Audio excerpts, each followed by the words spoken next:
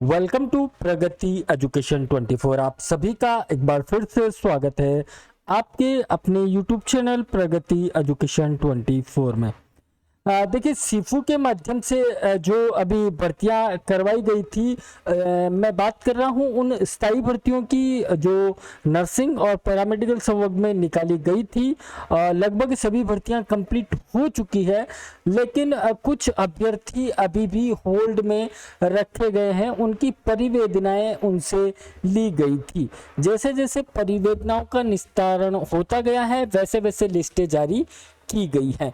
अभी देखिए, हम बात करने वाले हैं सीफू द्वारा जो लिस्ट जारी की गई है फार्मासिस्ट की, उसके बारे में। उससे पहले अगर आप चैनल पर नए आए हैं, पहली बार अगर वीडियो देख रहे हैं, तो चैनल को लाइक करना, सब्सक्राइब करना ना भूलिएगा।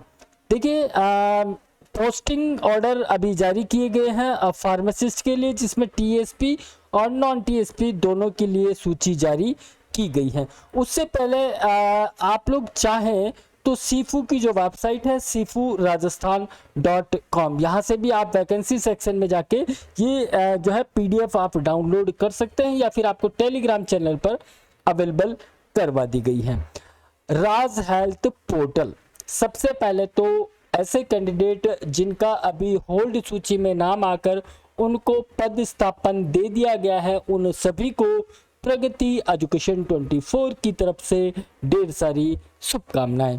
अब देखिए, आपको करना क्या है। आप लोगों ने लिस्ट देख लिया होगा, नहीं देखा है तो आप राज हेल्थ पोर्टल पर देख सकते हैं, सीफू की वेबसाइट पर मिल जाएगी, आपको टेलीग्राम चैनल पर भी मिल जाएगी। जो भी कैंडिडेट का लिस्ट में नाम आया है उसके बारे में विस्तृत से चर्चा करेंगे। उससे पहले आप लोगों को करना क्या है, देखिए, पहले आप अपना लिस्ट में नाम देख ले, उसके बाद सबसे पहले आप सीधे ही आ जाए राज हेल्थ पोर्टल पर। राज हेल्थ पोर्टल पर आने पर आपको यहाँ पर दो ऑप्शन मिलेंगे। इससे पहले आप एक बार मैं बैक कर लेता हूँ, मेन पेज पे आ जाते हैं। मेन वेब पेज पर हम आ चुके हैं राज हेल्थ के। यहाँ पे देखिए, एम्प्लॉय आईडी और मोबाइल नंबर दिया जाता है, यानी कि आप लोगों ने जब चॉइस फिलिंग किया होगा, आप लोगों को भली भांति पता होगा कि आपने चॉइस फिलिंग राज हेल्थ पर किस प्रकार से किया है। अब आपको क्या करना है, न्यू अपॉइंटमेंट एंड पोस्टिंग पे आपको क्लिक करना है। जिस प्रकार से आप लोगों ने चॉइस फिलिंग दिया था उसी प्रकार से आप मेडिकल हेल्थ पे क्लिक करना है। उसके बाद आपको फार्मासिस्ट ऑप्शन मिल जाएगा। अपना मोबाइल नंबर एंटर करें, कैप्चा कोड एंटर करें, सेंड ओटीपी पर क्लिक करें। आपको आपका मोबाइल नंबर शो हो, आपके मोबाइल नंबर पे ये ओटीपी आएगा, उस ओटीपी को एंटर करके आप यहाँ पे लॉगिन हो जाए। लॉगिन होने के बाद आपको क्या करना है, यहाँ पे आपकी ज्वाइनिंग देनी। ज्वाइनिंग का मतलब आपको हेल्थ सर्टिफिकेट बनवाना है, जहाँ पे आपको पद स्थापित किया है संबंधित उस जिले के डीएच में आप चले जाए और वहाँ से आप आपका हेल्थ सर्टिफिकेट बना लें, उसको यहाँ पर अपलोड करना है। साथ ही वो सभी शपथ पत्र जो आपको पहले बताए गए हैं, अगर आपने बनवा लिए हैं अभी लेटेस्ट तो ठीक है, नहीं बनवाए हैं तो फिर से बनवा लें। देखिए, 13 अक्टूबर आपको इसमें अंतिम तिथि दिया हुआ है। शपथ पत्र यानी कि एफिडेविट तो आप लोग बनवा ही लेंगे एक दिन में, लेकिन जो आपका पुलिस वेरिफिकेशन है थोड़ा जल्दी बनता नहीं है। उसमें कम से कम 7-8-10 दिन का टाइम लग जाता है। तो आप लोग जो है सबसे पहले पुलिस वेरिफिकेशन के लिए अप्लाई कर दे, ताकि वो जल्दी से आपको मिल जाए, उसके बाद आप ज्वाइनिंग कर पाएंगे। तो देखिए, आपको करना क्या है, ऑर्डर आप देख लें। एक छोटा सा ब्रीफ में आपको बता देता हूं कि ये जो भर्ती है निदेशक राज्य स्वास्थ्य एवं परिवार कल्याण संस्थान जयपुर द्वारा जारी संक्षिप्त विज्ञप्ति क्रमांक 4403 दिनांक 25/4/2023 एवं विस्तृत विज्ञप्ति क्रमांक 465 5/5/2025 के क्रम में फार्मासिस्ट टीएसपी और नॉन टीएसपी दोनों के लिए पद है इसमें उपलब्ध कराई गई थी, जिसकी चयन सूची के आधार पर निम्नलिखित अभ्यर्थियों को राजस्थान चिकित्सा स्वास्थ्य एवं अधीनस्थ सेवा नियम 1965 यथा संशोधित नियमों के अंतर्गत फार्मासिस्ट टीएसपी क्षेत्र और नॉन टीएसपी की अलग से लिस्ट दी हुई है, टीएसपी की अलग है। इस पर आपको अस्थायी तौर पर राज्य सरकार द्वारा समय समय पर जारी आदेशों एवं शर्तों के अध्ययन नियुक्ति प्रदान की जाकर उनके नाम के सम्मुख अंकित स्थान पर पद स्थापित किया जाता है।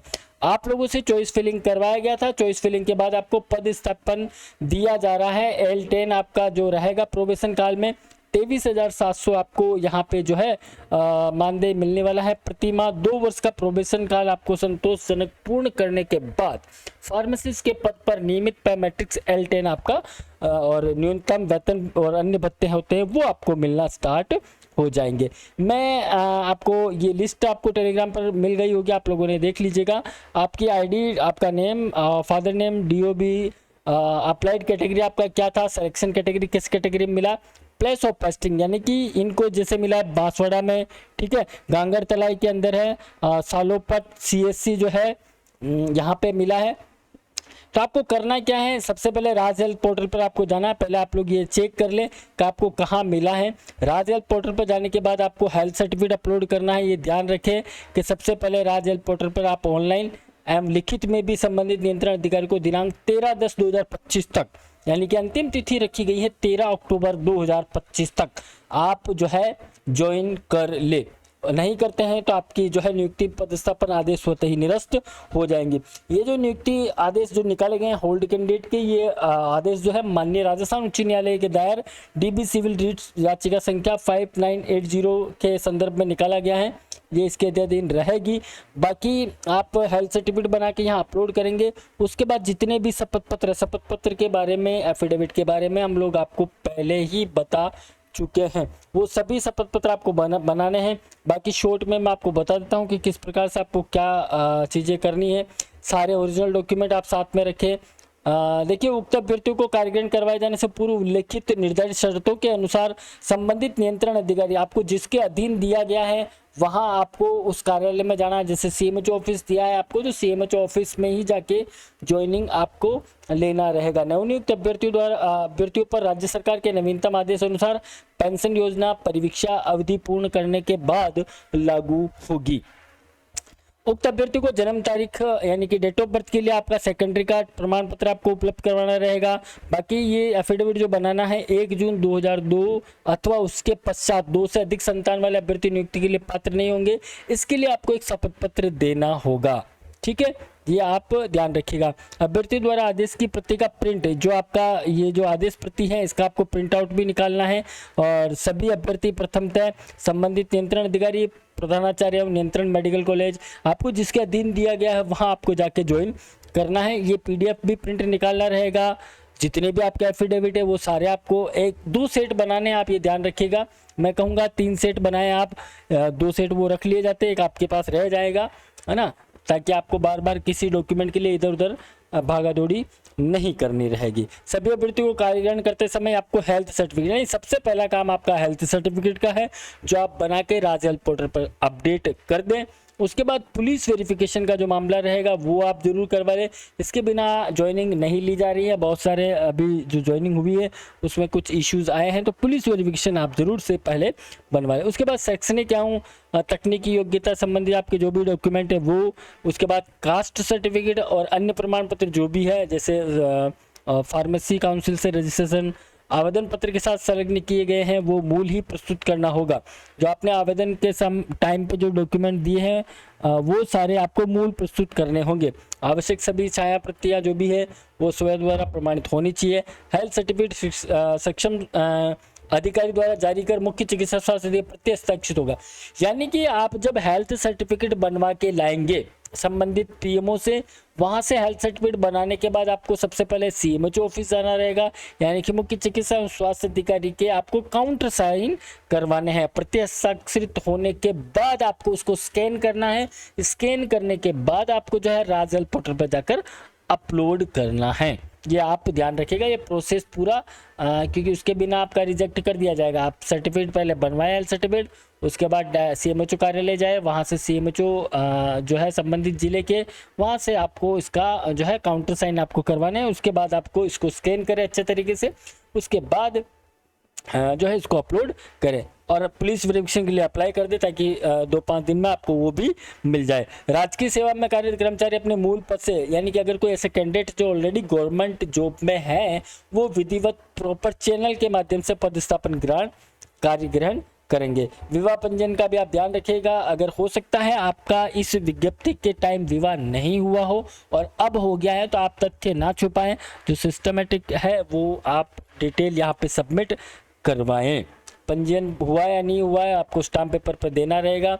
बाकी नवनियुक्त अभ्यर्थियों को राज्य सरकार के सक्षम अधिकारी द्वारा निर्धारित प्रपत्र में पिता के नाम से जारी किया हुआ अनुसूचित क्षेत्र का मूल निवासी प्रमाण पत्र, यानी कि आपके पिता के नाम का जारी हुआ मूल निवास प्रमाण पत्र।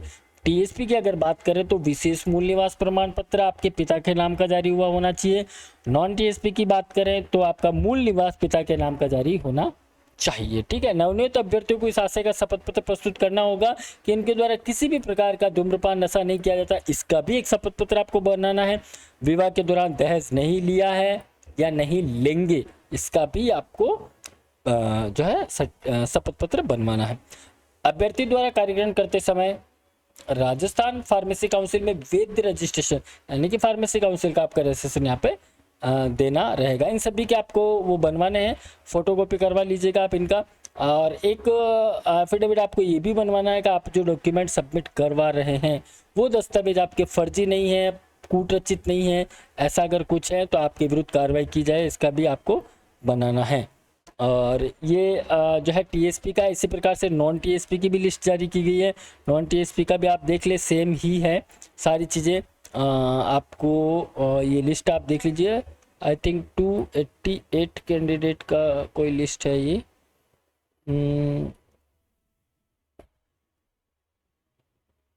ओके 288 कैंडिडेट नॉन टीएसपी में सिलेक्शन किए गए हैं। 13/10 तक आपको सबमिट करवाने हैं डॉक्यूमेंटेशन। तो आप सभी को एक बार फिर से ढेर सारी शुभकामनाएं हैं।